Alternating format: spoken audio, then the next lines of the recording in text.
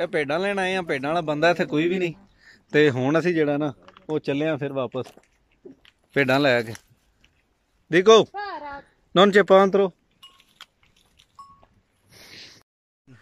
Non ci pensavo. ਭੇਡਾਂ Dopo Ramadan. ਕੁਰਬਾਨੀ ਵਾਸਤੇ ਭੇਡਾਂ ਲੈਣ ਆ ਗਏ ਆ। È peccato, dico, vero? ਤੇ Dopo Ramadan mangiare è peccato perché è rubata. ਇਹਨਾਂ ਦਾ ਮਾਲਕ ਦਾ ਇੰਤਜ਼ਾਰ ਹੋ ਰਿਹਾ ਹੈ। Questa è il padrone. Dobbiamo capire dove abita perché io di solito lo dico sempre qua in giro.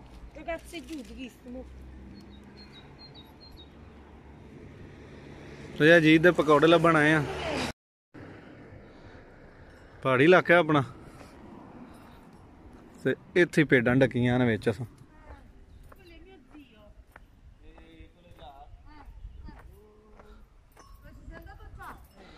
ਇਹ ਟੀਮ ਸਾਡੀ ਭੇਡਾਂ ਵੇਖਣ। ਭੇਡਾਂ ਤਾਂ ਗਈਆਂ ਨੇ ਲੱਭ ਤੇ ਭੇਡਾਂ ਵਾਲਾ ਬੰਦਾ ਨਹੀਂ ਲੱਭ ਰਿਹਾ।